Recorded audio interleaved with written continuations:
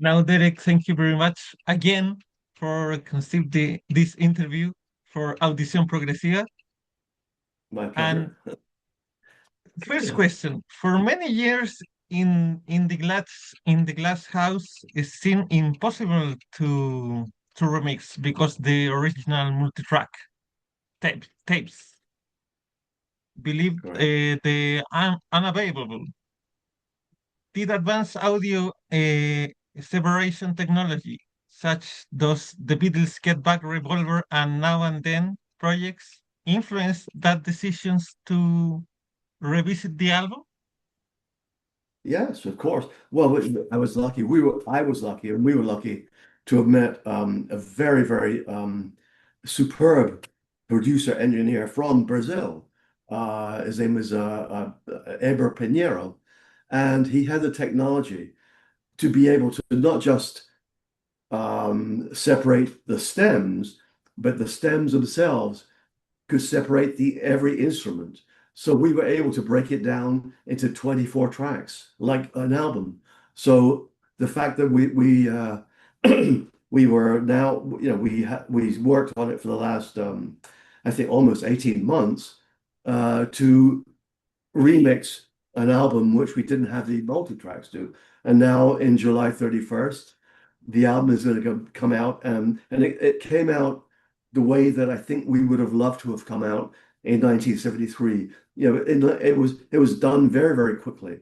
It was written and recorded in a period of 5 or 6 weeks, and the recording didn't have. We had like 2 weeks to record it with, and we didn't put any overdubs or sparkle or reverb because we had a US tour coming. So now, excuse me, we have an album which the band we all love now. It was a very hard album to make at that time because we had no time to do it.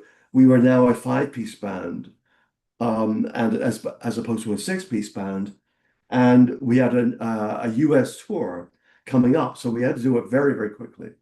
So thankfully, now we have the album which we would have liked to have put out in 1973 to come out now in 2026. Oh, but that's great. And I is a Brazilian engineer? Is a Brazilian engineer that you comment? Excuse me, so I'm sorry. Is a Brazilian engineer that? Yeah, Oh, yeah, oh, yeah, he's Brazilian, and he's apparently we're Gentle Giant is very popular. Actually, I look at Spotify, and you know what the most popular city that we're most popular for streaming is Santiago, Chile. you tell me Serious. before that. Yeah, you tell me before that. But it's amazing. It's amazing because we And love it. and But Santiago is the more city pro, like Gentle Giant, uh, Yes, Genesis, Jethro Tull. yeah, but yeah, the engineer has a studio in New York, in Brooklyn, and Aber, he loved the band and he wanted to make it the way he wanted to do it. So he was able to break it down into not just stems, but actual tracks. The drum was separate, this kick drum was separate, the snare was separate, the cymbals were separate, every guitar was separate. And we were able to remix it like we would an album with 24 tracks. Excuse me, I'm sorry. I've got a No, no, no problem. But what do you think about the impact that the Beatles with Now and Then, and you are ready to remix this album because of course again the Beatles. Well, yeah, well, it's it's software. I mean, it's software you can use. We didn't create something new. What we did is, took what we had before, and whereas the Beatles is a little different because they created something which wasn't there. What we did was create something which was there but made it sound better. Which we would have loved to have done back in 1973. So, Mhm. it's just software. As in, when we do other albums, when we mix it, we put, some reverb on something. We put a double track on. It's like the same thing. We did the very same thing with Now in a Glass House. And now it sounds way, way better than it did back in those days. Oh, but that's I'm sorry, I've got a frog in my. Let me have a little drink. What's that? no problem, no problem, Derek. But now for technology cloud, it's really some better than those years. Yeah, and we're very lucky that we have that technology to be able to do what we did. As opposed to like using the word AI, utilizing AI to create something. We weren't creating something new. We were just using that software as we would back in those days, software to enhance what we created in the studio. So it's And it's very interesting. what do you think about the AI to help the the old technology to have a renew have to renew? Is good or Uh, bad bad, for you? bad. Why? It's yeah, I don't like it. I think it's it's it's not human. It's not soul. It doesn't have humanity. It doesn't have soul. Um it doesn't have your brain and your heart and your soul. It has the technology of the brain and heart and soul, but not the real thing. So AI producing and creating stuff, I have no time for. Ah, oh, that's good opinion about that. But I think the AI has a pros and cons. No, But no, the pro is what we were able to do is utilize the software of what that is to break down what we had created, not to use it to create something new. So yeah, that's where it's the same thing as when we were in the studio.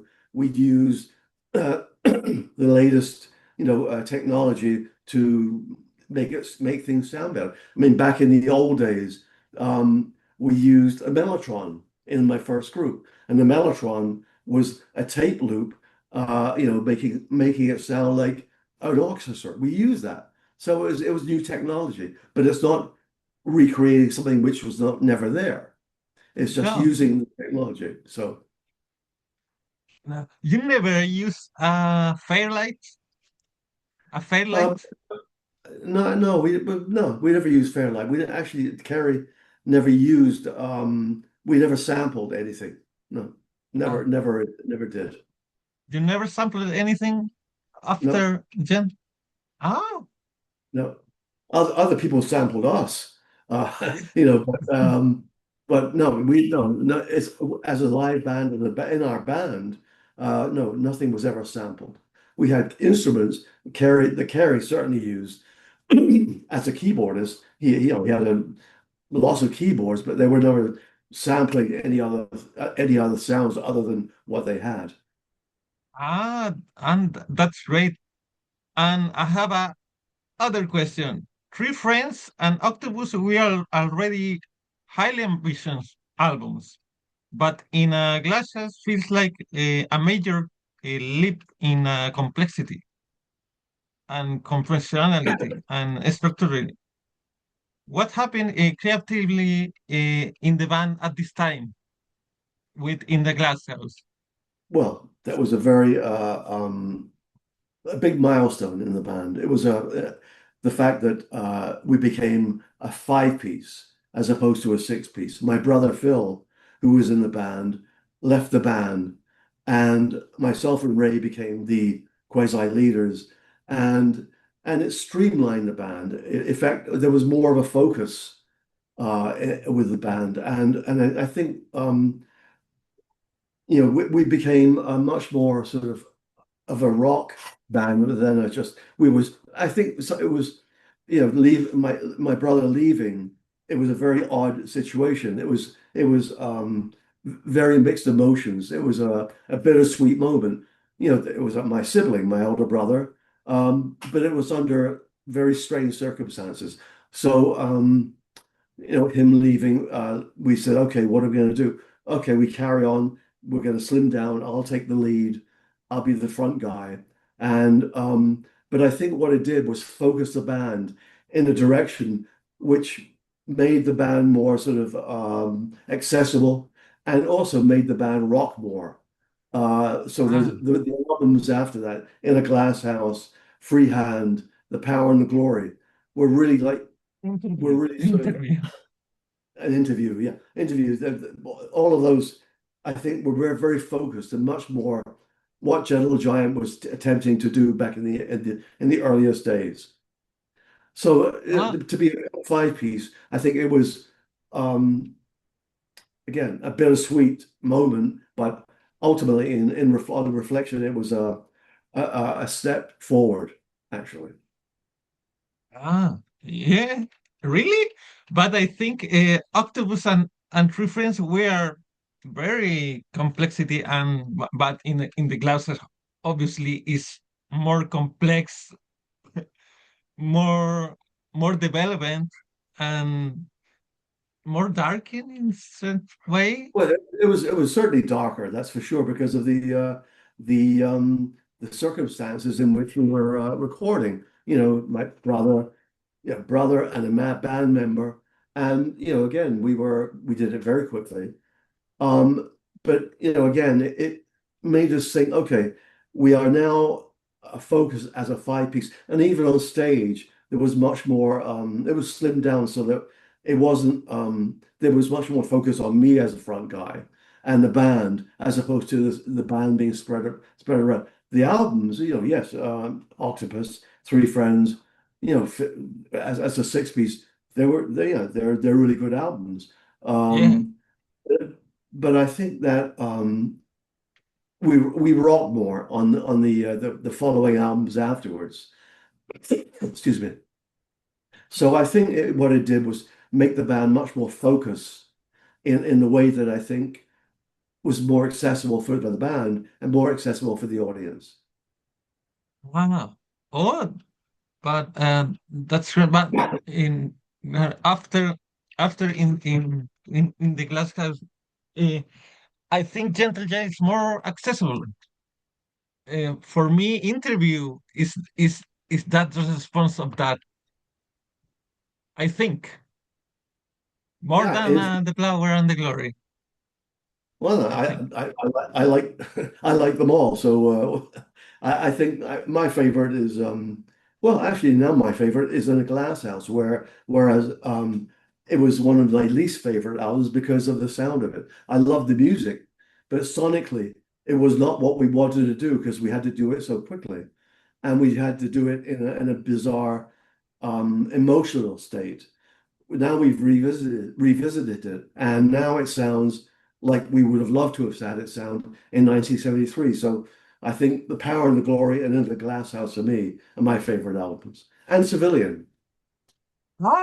Civilian is a great album. It's more like a pop No, no, album pop. I like mean, that. it's more it's simplified. I wouldn't even say pop. It's not ABBA. That's for No, sure. it's more simplified, and yeah, but it's more accessible. That is my opinion about that. It's more accessible, but Yeah, it's it's not very. ABBA. It's not ABBA. But no, certainly it's but I think it was really well put together. A lot of fans are not sure about it, but I am.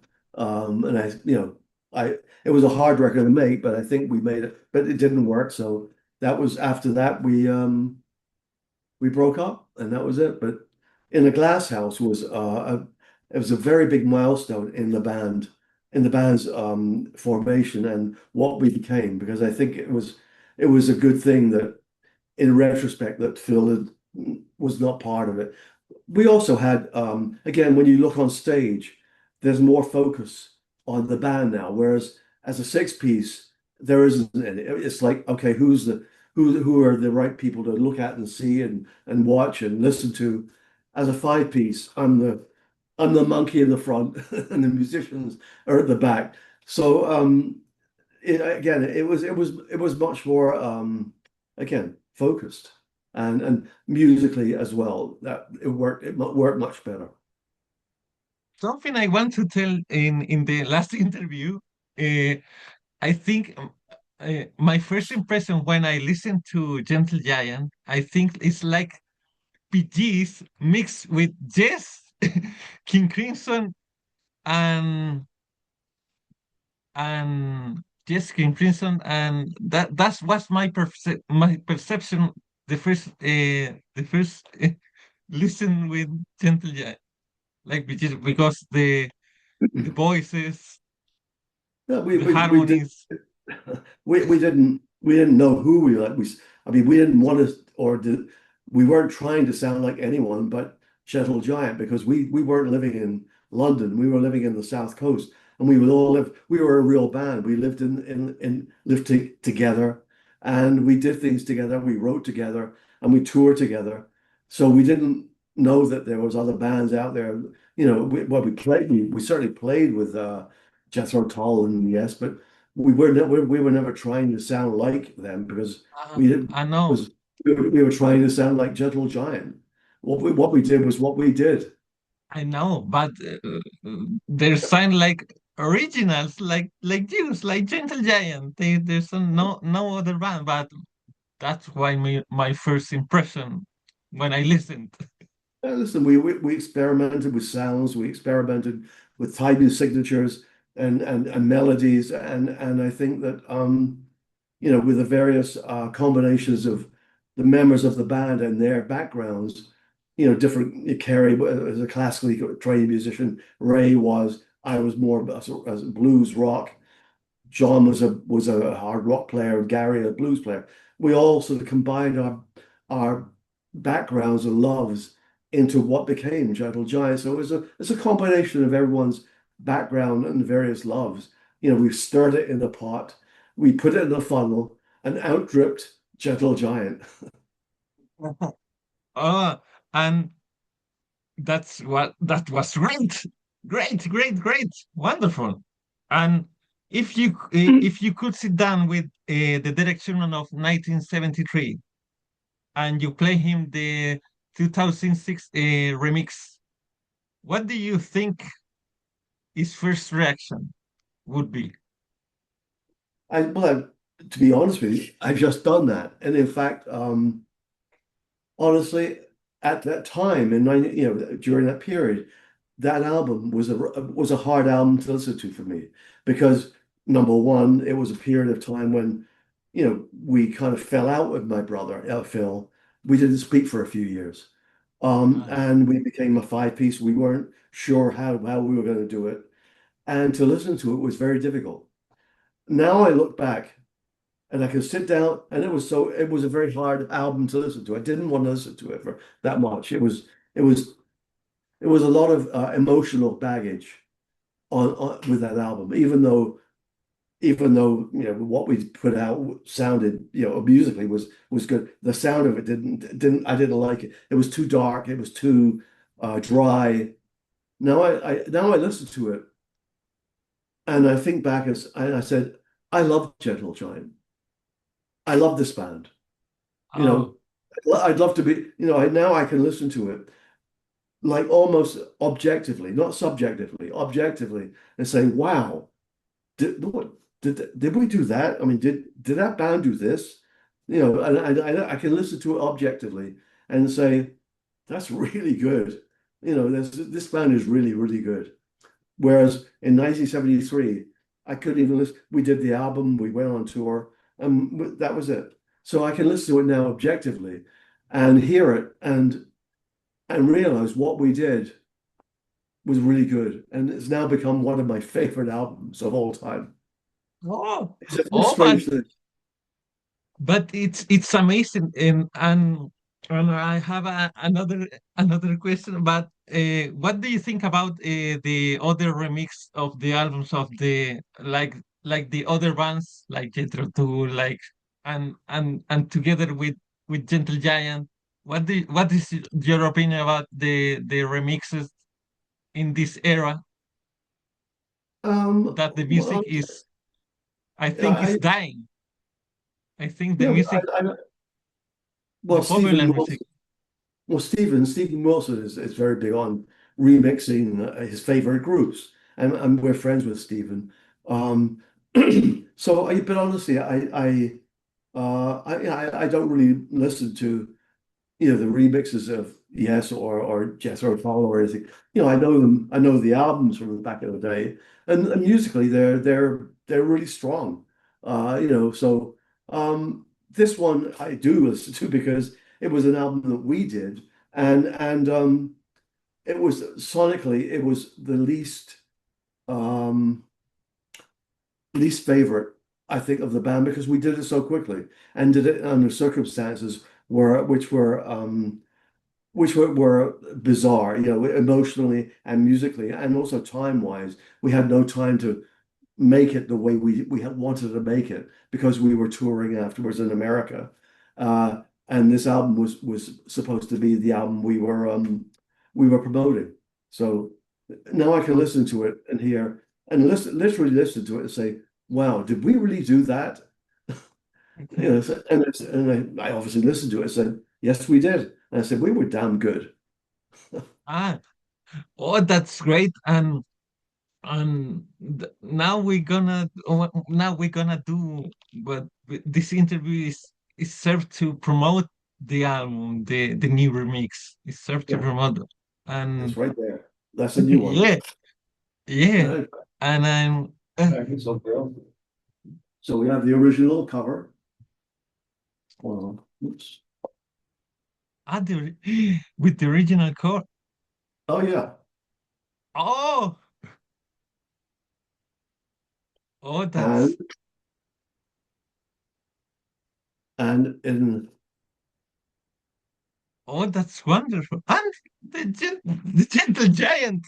Oh, oh, the that, clear. oh, it's very, So it's amazing. It's amazing. so tell your followers here it is. And and and what do you think about the audience who will listen the album, the fans from Gentle Giant who will listen the album? I think they'll really enjoy it. I think they'll hear something that wasn't there before. And in fact, I've a couple of people have heard it and they're really happy that it sounds the way it does. Oh, that's wonderful. I will wait to hear it in Great. July. And Okay. and thank and thank you to you, Derek, for this magnificent interview. My You pleasure. you you gave me everything. You gave me everything. It's good to see you again, Nicola. It's good to see you again. Okay. Thank you very Yeah. much. Bye-bye. Nice to see you. Bye bye. And it's an honor to meet you again. Me too. Yeah. Thank you very much.